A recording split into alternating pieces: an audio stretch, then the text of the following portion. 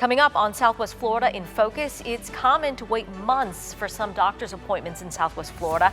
Access to health care is already at a crisis level in some communities, and it's predicted to get worse. Florida Senate President Kathleen Passidomo talks to WGCU about new legislation that might be a remedy. Plus, see how one local city is turning its downtown into a new hotspot. That's next on WGCU.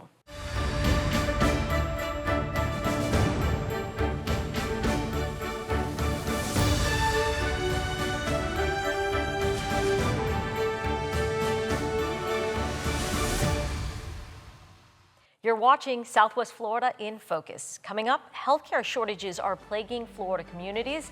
Will new laws help remedy the problem? Plus, Southwest Florida school districts are finding creative ways to get new teachers in classrooms. And a new look has downtown Bonita Springs buzzing. Hello, I'm Sandra Viktorova. Thank you so much for joining us for Southwest Florida in Focus. Every week, WGCU plans to bring you an in-depth and insightful program looking at the big issues impacting Southwest Florida, as well as the colorful stories of our community. We start now with Florida's healthcare crisis. From general practice to specialists, it can take months to get appointments at some doctor's offices. It's a problem now, and it's predicted to get worse as the population grows.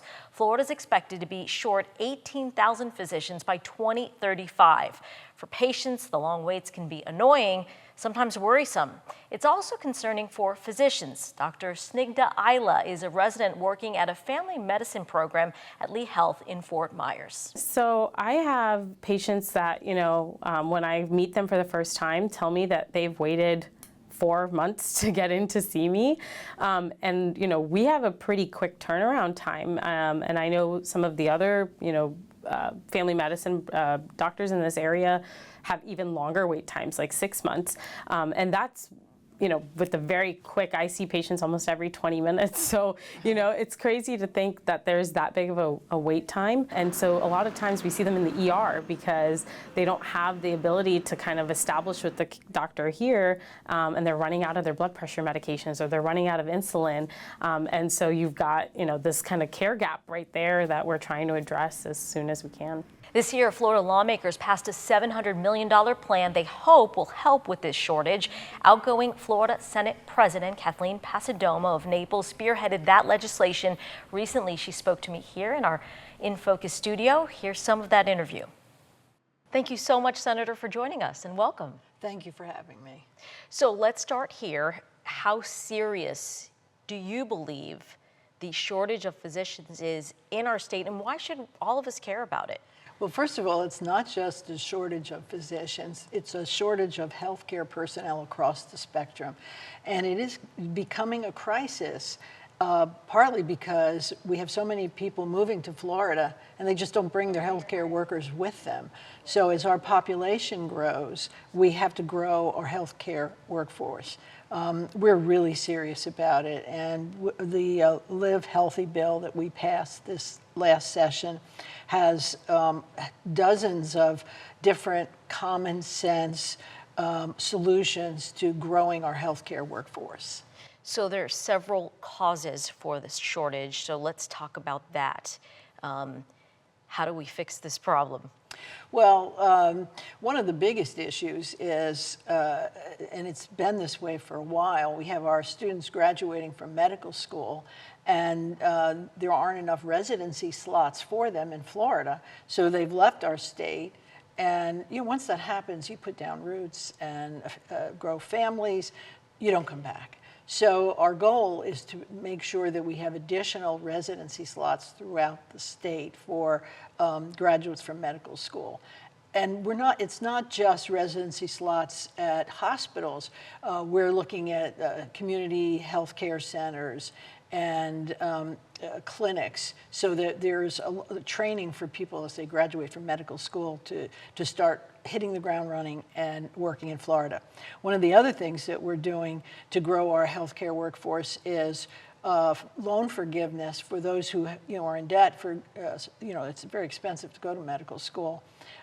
If they would go to an underserved or rural community. Mm-hmm. And it's not just for physicians. We're doing that for all healthcare personnel.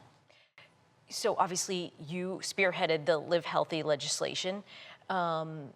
where do you think it's going to have the most impact? Obviously, you talked also about nursing. We know nursing is a huge problem area. Right. Where do you think the legislation is going to be, most effective, have the biggest impact? Well, I think over time it will be in our rural communities. Unfortunately, in our state, there are some communities that do not even have an obstetrician. So if if a woman is delivering a baby, sometimes she would have to go 50, 60 miles to a hospital to have their child. That doesn't make sense. So we're expanding labor and delivery options throughout the state. So that the rural communities are going to need the help the most. I know you've been a firm believer in expanding access, making sure that folks can get to the doctor, obviously through this legislation, but a lot of folks question, why has Florida said no to Medicaid expansion? We're just one of, I think, about 10 states who said no to billions of dollars, federal dollars, to this Medicaid expansion, which would provide more people access. Well, I think there's a misconception, a misperception of the status of Medicaid at this point, and it's not free money. But the overarching discussion for me is, we decided that we were not going to expand Medicaid. Even if we had, it wouldn't have made a difference. If you don't have enough healthcare personnel to deliver healthcare to you, to a population, whether you have the best insurance in the world, whether you're a billionaire who could afford to pay cash, whether you have no insurance, whether you're on Medicaid, Medicare, it doesn't matter. Because if there's nobody to provide the healthcare, it doesn't matter. So for me, the focus is we need to bring up our healthcare system, the delivery of system, access to healthcare. We're doing a lot of programs through our free and reduced clinics and working with our partners on the federally qualified healthcare clinics. So there's a lot of misunderstanding of what we do provide and what we will be providing in Florida. Senator Passidomo, thank you for your time. Thank you. It's been a pleasure. Now, the clinic where Dr. Isla works is one of the programs trying to reduce the shortage of primary care doctors in the region. Lee Health partnered with Florida State University on this residency program. Doctors who have just finished medical school spend 3 years at Lee Health. They hope this time there will encourage them to stay in the region and continue their practice here. Well, doctors and nurses aren't the only ones in demand, so are teachers. Still to come, from low pay to fewer college students seeking education degrees, we take a closer look at Florida's teacher shortage and the creative plans to solve it.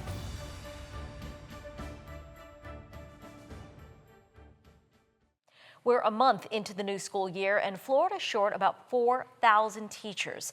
Districts are becoming more aggressive and creative filling vacancies. In Lee County, leaders are bringing in teachers from across the globe. They're also trying to convince local professionals to try a new career in the classroom. Recently, WGCU's In Focus team had the opportunity to document that training process. Don't be nervous. You have your tools. It's easy to see why this group of 300 would be nervous. When we met them at Dunbar High, they were just days away from becoming Lee County's newest teachers. Very scary. One of the issues I brought up was phones. These kids live by their phones now, and I never had that when I was growing up. Bill Dietrich is a former ceramics engineer who also worked in the golf industry. He'll now teach math to middle schoolers. All right, so planning the Lee County way. This week of intensive training covers everything from instructional strategies to technology. It's a world of change from Dietrich's own days in school. I was nervous about teaching in a class because when I was there, it was just all rows. You kids are quiet. I talk. You shut up. Now it's like, no, we want these kids involved. A big reason for his career move, he'll be on the same schedule as his wife, and he'll avoid working in the Southwest Florida heat. When I worked for ceramic companies, I was teaching the people that worked in our plant what we do and why we have to make it this way. So I've been teaching, so that's what made me put that all together, like, hey, I could teach children, and I'll be indoors doing it, and I know I'm going to like it. School districts need these career changers because fewer young people are pursuing education degrees. For the 2021-22 academic year, the state projected more than 9,000 teacher vacancies, while less than 2,500 people majored in and completed teacher education programs in Florida that year. Suzette Rivera leads recruitment efforts at Lee Schools. I hear all the time from students that say, when we've gone recruiting, well, my parents said that I should maybe not, I want to teach, but they said I'm not going to make any money in teaching. In the public eye, it's been a profession that's been hurting a little bit. About half of the people in this group are career changers, searching for new jobs that are a better fit for their personal dreams and professional goals. Jeremy Moore is excited about finding purpose in his new job teaching science. I actually felt fulfillment in my last career too, getting to be a kids director in a kids ministry. That was exciting for me. I got to continue to elevate and lift them up. He'll also be on a compatible schedule with his kids and wife. She's a teacher as well. So being able to be together as a family on those spring breaks and those summer breaks is what is just a really, really cool opportunity. Moore says he can see this being a lifetime career, and the district is trying to hang on to these teachers longer, combating the common struggle of teacher turnover with improved training and support. But in Florida, salaries aren't helping the cause. Teacher pay in the state ranks in the bottom 5 nationally. Dietrich says the pay could be better. I don't think people realize what all goes into teaching. In the district here, they should be paid more. The district says it's also found a reliable source of seasoned teachers and educators from overseas. This has been a long time dream. Lebeni Mensah will teach science. She was a curriculum leader at a school in Ghana. I'm excited about everything. Mensah has committed to teaching here for at least 3 years. She says she'd like to sign a second contract after that. This is an economic opportunity for her and her 2 sons. This will be a financial help for me because we are being paid here in dollars. The district recruited 50 international teachers last year. There are 30 more this year. Despite confidence in her ability to teach science, Mensah has concerns. There are cultural differences, and she's hoping she'll be able to communicate well with her students. I'm most nervous about the classroom management. And then my accent. I've realized that I speak differently as compared to how the teachers I've met here speak. But then they understand me. Despite all the nerves, all 3 teachers believe they have a lot to offer their students. I've had 7 days of training, and I'm just dying to go. It's gonna be fun. So my thought was like a solar system all the way across. Moore plans to be the goofy and fun science teacher, costumes and accents check, and he may even have an Einstein wig on standby. So what I want to be known as in 20 years is the teacher who was a little bit crazy. I have already planned on ordering a lab coat for our investigation days and being a little bit weird, a little bit waggy. That is 100% my personality. So they will probably remember me. I am sure they will remember him. Well, the leaders of Lee County Schools acknowledge they must do more to attract and keep qualified teachers. We sat down with Dr. Ken Savage, the interim superintendent of Lee County Schools, and Deputy Superintendent Dr. Jennifer Cupid McCoy to talk about these issues. We had the opportunity to meet 3 brand new teachers to the Lee County School District. One was an international teacher, one was a career changer, and one was sort of new in the process. So excited, but it's no secret, the Lee County School District, so many school districts are struggling to get enough teachers. Where are we in that process? And is the lack or the salaries still part of the big problem here? First and foremost, yes, it's true that many districts around the whole country and in the state of Florida do have a pretty well-defined teacher shortage. The challenge for a district like ours is that unlike so many districts in the country and in Florida even, we're a growing district. So not only do we have that shortage that others experience, but we also on top of it have significant growth as a district, whereas some districts are closing schools, they're experiencing retraction of that need. You have other districts in the country that, it takes years for a job to come open, so people have to substitute in order to get their foot in the door. Whereas here, We need everyone. We need all of them. Every teacher we can have, we really need them. And so we look in a lot of different ways to get them here. So as you mentioned earlier, some of our international teachers, we've grown that program. We're trying to develop and enhance all of our pipelines, whether it's career changers, people who come through traditional college of education, whether it's apprentice programs where we're training people who've worked as educational paraprofessionals or folks who don't have yet all those degree requirements. There's so many different pathways for people to be able to join our system, but ultimately it's a significant issue because so many people are coming to Lee County. That's really what makes it that much more significant. Parents hearing that, when they know that there's a lack of substitute teachers, for instance, when they are perhaps getting a first-time teacher or a substitute teacher taking over a classroom that their child is in, or maybe it's an international teacher, how do you reassure those parents who may have concerns about what the school year is going to be like? It is important for us to convey what are the expectations within a particular building, right? Sometimes there are cultural differences, particularly when you think about international teachers. So what does education in the U.S. represent? In addition to that, whether it's an international teacher, a substitute teacher, or a brand new teacher, it could be an experienced teacher from a different state. That localized school-based onboarding of here's the professional learning that we will engage in, because if I equip you with the skills that are necessary, then you're in a much better position to support our students. Dr. Savage, You're welcome. Dr. Cupid Thank McCoy, you. thank you for your time. You're welcome. Now, the Florida Department of Education says teacher vacancies are more than 13% lower this year than last. While the Florida Education Association acknowledges an improvement in teacher hires, the union is calling on lawmakers to increase funding by $2.5 billion a year for the next 7 years to raise teacher salaries.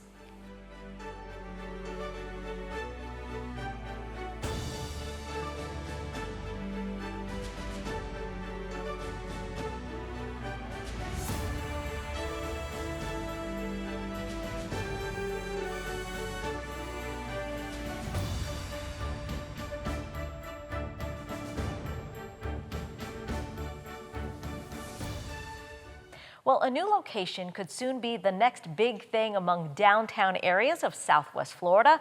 Bonita Springs has revitalized the old US 41 corridor. As WGCU News reporter Mike Walter explains, it hopes to join Naples and Fort Myers as a vibrant hotspot.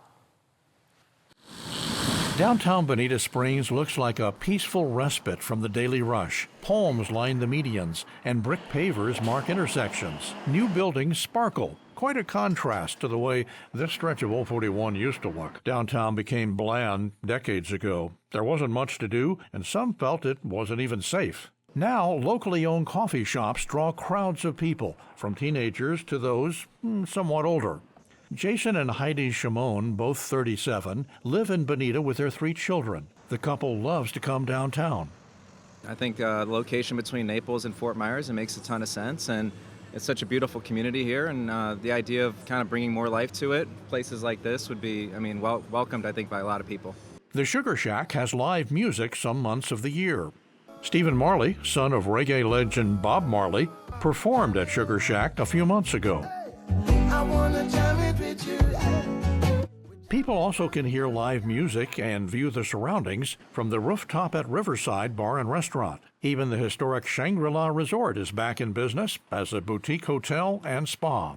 The Gators and Crocs remain at Everglades Wonder Garden. The longtime tourist attraction has resolved recent differences with the city. And Bonita now has a boba shop. The owner says local young people are helping the place thrive. And she adds teens and 20-somethings are coming from Fort Myers and Naples. I feel like we bring a lot of good young wives, and then people really like our store for the drinks and for the theme that we are doing it, so it's very fun. There's more to come. This vacant land on the north side of the Imperial River was the site of Bamboo Village, which had become a not very attractive trailer park. Now picture this. The city says the Barron Collier Company hopes to break ground early next year for Imperial Crossing, a mix of retail shops and homes. Bonita Springs Council member Laura Carr says the city has spent between $30 and $35 million to redevelop downtown. I'm proud. we, as a city and as staff, put together charm, but progress. Slowly but surely, we're smart growing. Carr admits past redevelopment attempts have failed in downtown Bonita, but she believes this effort has reached a critical mass, and there's no turning back. I see more beauty coming. The plans are there, and the commitment to aesthetics in the town of Bonita is 100%. And Mike Walcher joins us now. Welcome, Mike. Thank you. Glad to be here. So what obstacles could still stand in the way for more progress? Well, some people are telling us they're worried that the small town atmosphere, the hometown feel of downtown Bonita will not fit in with Barron Collier's Imperial Crossing, which will be bigger and newer. The city says not to worry, it's all going to meld together, but opponents aren't sure. They think it could be an odd couple fit, but we won't know until it all comes together in a couple of years or more. What struck you most about the area? Oh, it is definitely the youth. So many people in their 20s and 30s, and they're not snowbirds, and this was not on a Saturday night. We were there in the mornings and weekdays around noontime. They're local homeowners, they're out jogging, running, they're walking through the downtown streets, they're stopping for coffee, and they say they love downtown, and that's encouraging. That's great to hear. Yeah. Thank you, Mike. We appreciate it.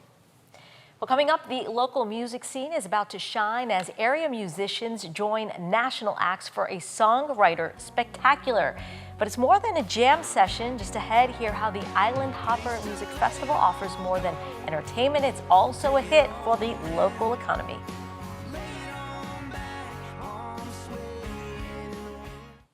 Songwriters who have penned some of country music's biggest hits will hit the sand and bars in Lee County for the 10th anniversary of the Island Hopper Music Festival starting on September 20th.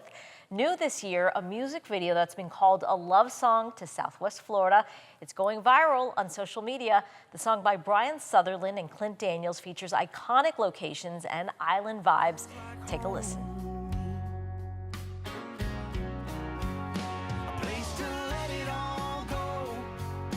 Take it all in, lay it on back, arms swaying in the wind, where it's calm as you are, and everybody's your friend. It feels like home to me. Feels like home to me. Them riverside nights, meet the Edison lights. Might be just today or the rest of your life. Well, that's all. The Island Hopper Festival includes songwriters who have written #1 hits for chart toppers like Garth Brooks and Rascal Flatts. But as WGCU's Tara Callaghan explains, it also includes local artists who will perform throughout Lee County. 90 songwriters are slated to perform at this year's Island Hopper Festival, offering attendees an intimate glimpse into the creative process behind their original songs. Our goal is to raise awareness about the destination and its beauty, and by bringing these songwriters in and putting them at a hotel on a beautiful beach, it excites them, and then our locals are more apt to go out and visit because they get a chance to see a superstar perhaps that they might not normally visit. The event also draws visitors to support local businesses. The end of September is very slow for our area businesses, so by bridging the 2 weekends of Fort Myers Beach and Captiva with Cape Coral and downtown, we were able to touch 4 communities and hopefully stimulate the economy for the lodging partners and our bars and restaurants during this time. The lineup features performances by the greatest BMI singer-songwriters from Nashville and nationwide, along with some of Southwest Florida's top songwriting talent. I'm really excited to be back again. The first year that I went, I was so nervous. I thought that I never really hung out with other professional songwriters in the Nashville world, but it was a really eye-opening experience to play alongside people who write for labels and who write for like bigger acts like, you know, like Kenny Chesney or Lainey Wilson or people that have had #1 hits. And it helped me create bonds and friendships with people I wouldn't have ordinarily come across. I know I'm hard to love sometimes. Never. Most of the Island Hopper shows are free to the public, with 10 ticketed special events featuring special guest headliner Scotty McCreery. We think it's really unique. Music moves people and inspires people, and we're just really excited to present it to the community. And Tara joins us now. Welcome. Thank you so much for having me, Sandra. I'm very happy to be joining you today. Yes, us too. So exciting to have these big names in town, but what does it really mean for the local music scene? Local musicians don't have many opportunities to perform their original songs they've worked so hard on creating, writing, recording in studios. Usually it's covers that you'll see quite often at gigs that they perform. So they're having the opportunity to perform not only with huge names, but sharing the stage with them and explaining the songwriting process and really showcasing their original music to such a huge audience. And again, that's throughout Southwest Florida. It's all of the islands. You know, you're hitting downtown Fort Myers, Cape Coral, Sanibel, Captiva, and they just have such an opportunity to perform in front of so many new people that wouldn't have seen them otherwise. That's awesome. Yeah. Thank you, Tara, for your reporting. We appreciate it. Thank you. And that's all for Southwest Florida in Focus. Remember, you can rewatch or share all of today's segments by checking out WGCU's YouTube channel. We'd also love to get your comments and story ideas. You can find WGCU Public Media on your favorite social media platform. And be sure to join us next week. I sit down with Firing Line's Margaret Hoover to discuss her new documentary exploring reform ahead of the 2024 presidential election, from counting the votes to disinformation. Find out what voters need to know before heading to the polls in November. Plus, we head to Pine Island to see how electric poles are bringing joy to a community still recovering from Hurricane Ian. Those poles deliver more than power. They are electrifying the spirit of residents and business owners. Those stories and much more next Friday. We'll see you then. Have a great week, everyone.